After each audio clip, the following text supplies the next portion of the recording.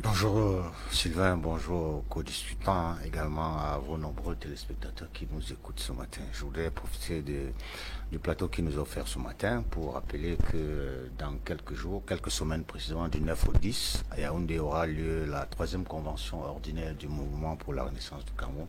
C'est un moment de grand rassemblement, un moment pour démontrer notre force sur le terrain et vivement que tous les militants de la renaissance et bien entendu tous les sympathisants qui pensent à un avenir meilleur et dans la paix pour le Cameroun soient présents avec nous pour marquer quelque chose de fort dans l'avenir politique du Cameroun. Permettez-moi de rebondir un peu sur ce que Sam Serin vient de dire. Il dit que Monsieur Franck Biya est considéré comme devait être servi comme un modèle pour la société camerounaise. Je ne sais pas si c'est un modèle pour son père ou bien pour la jeunesse camerounaise, parce que et en même temps, au cours de cet entretien qu'il a eu en France, il nous a rappelé qu'il y a un candidat naturel pour le RDPC, c'est-à-dire son père. Lui qui est jeune, est-ce qu'il y croit vraiment à ce langage qu'il tient? Alors, si vous me posez la question, je peux répondre.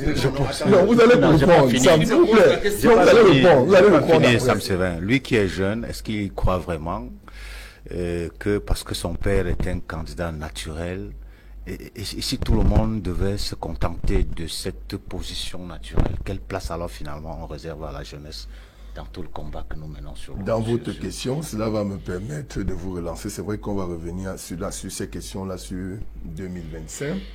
La polémique enflammée sur la toile après la sortie du tweet du professeur Kanto sur le décès, suite au décès de Hubert Mononzana. Est-ce que le professeur Kanto en avait vraiment besoin de ressasser l'histoire du positionnement idéologique du professeur Hubert Mononzana?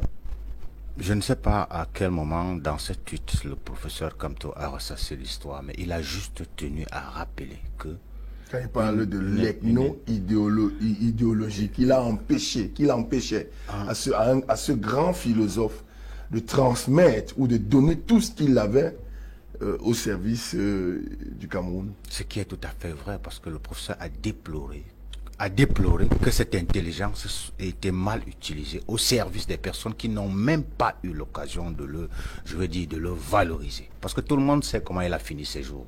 Paix à son âme déjà.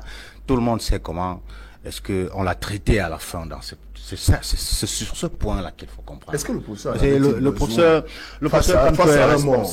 le professeur Kanto est responsable de ce qu'il dit, mais il n'est pas responsable de l'interprétation et non plus de votre incapacité de l'incapacité de certaines personnes à mieux interpréter ces déclarations. Il a reconnu au professeur Mono Njana sa qualité intellectuelle.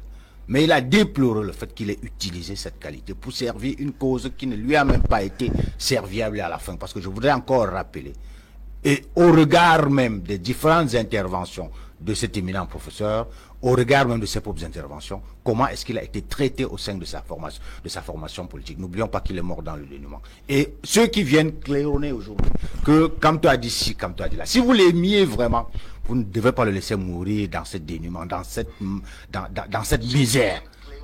L'amour devait aussi, parce qu'il y a des gens qu'on évacue dans ce pays qui n'ont pas produit ce que le professeur Monon Njana a produit pour ce Cameroun. Merci. C'est-à-dire que si on l'aimait vraiment, peut-être qu'il fallait le faire évacuer pour lui éviter cette fin douloureuse. Donc merci. il faut bien Bonjour et merci beaucoup, chers amis politiques, pour cette analyse. Moi, je pense que le plateau de My Media Prime a véritablement profité de ta présence. Parce que, vu les invités qui t'entouraient, comme Sam Severin, qui s'est séjourné par contre dans le mouvement pour la renaissance du Cameroun, mais fait partie bizarrement de ces journalistes-là aujourd'hui qui s'accapent sur la tête du MSC et de son champion Maurice Kanto.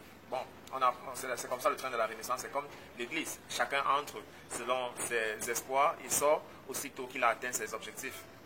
Mais ce qu'il faut définitivement dire sur cette histoire d'inventaire peaufiné par la tradition bantou dont chacun veut nous faire comprendre que le professeur Maurice Kanto n'avait pas le droit de faire cette sortie face au décès du professeur Hubert Mononzana, eh bien, je pense que de plus en plus, le droit de réponse que les communicants du MSC sont en train de donner est véritablement utile, capable de faire front avec tous ceux-là qui sont en train de profiter de la tribune de la sortie du tweet du professeur Maurice Kamto pour régler leur compte avec le MSC. Et comme on a l'habitude de dire, le chemin ne serait pas facile, ce n'est pas facile, ça ne serait jamais facile. Mais comme toute œuvre humaine, c'est cette côté de confrontation, c'est cette côté de difficulté qui va plutôt, ou bien qui met d'ailleurs, qui positionne le MSC à une position de choix dans l'opposition camerounaise. C'est parce que le MSC ne fait pas l'économie de sa pensée, ne fait pas l'économie de ses actes, ne fait pas l'économie de ses revendications. Aujourd'hui, voyez-vous, le FCC de Jean-Michel Nietzsche n'a pas dit par hasard que, voilà, s'il y a une force, un leader qu'on peut aujourd'hui compter dans l'opposition camerounaise, eh bien, c'est Maurice Kamto et le MSC. Donc c'est grâce à tous ces travaux acharnés. Donc certains vont taxer de perdants, tu ne veux pas voir tes enfants grandir, tu vas finir en prison, et tout, et tout, et tout, et tout. Oui, nos AP sont en prison. Oui, nous risquons également d'arriver en prison. Mais maintenant, pendant qu'on y est, permettons à notre parti de vivre. On a vécu un épiphénomène du côté de Douala qui, par le passé, s'est produit également à Yaoundé. Sauf que cette fois-là, c'était la communauté anglophone qui a pratiquement rempli le stade d'Omnisport, le stade d'Amadou Ahidjo, lorsque un pasteur partant de Nigeria est arrivé au Cameroun. Eh bien, il y a 2 ans, il était arrivé à Douala et la même foule. Mais cette fois-là, d'expression anglaise ou bien anglophone était constituée la majorité des croyants. Alors, ce qui choque l'opinion, surtout ceux d'expression francophone, c'est que cette fois-ci, ce sont des francophones qui se sont réunis. Ils ont parlé de Kunkaka, ou bien Kunkaka, ça veut dire que Dieu sauve, quelque chose de ce genre.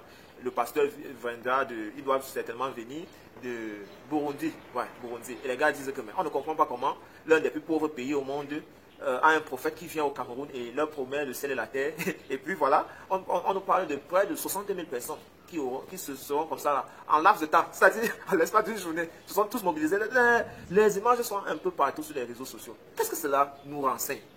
Que le peuple camerounais est étouffé et trouve sa seule consolation dans la parole de Dieu. Quel que soit ce que vous allez dire, que ce soit d'expression anglaise ou alors d'expression française, c'est les mêmes difficultés.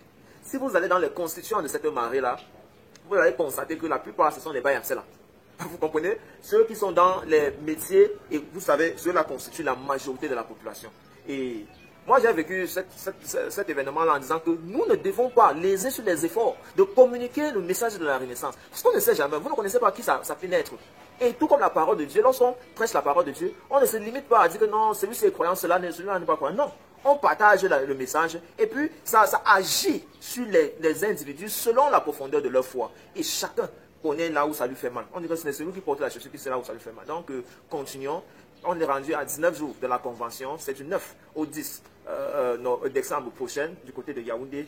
Le secrétaire général a récemment sorti encore une note où il invitait les délégués à bien se positionner. Il a donné certains critères tels que les uniformes, tels que les participations aux ateliers. On veut à tout prix réduire le nombre d'intrus qui pourraient passer dans nos lignes pour venir infiltrer le mouvement. Vous savez, le Cameroun est devenu un peu vraiment très dangereux et il faut trouver les mécanismes pour écarter ceux qui sont là pour nous distraire. À très bientôt.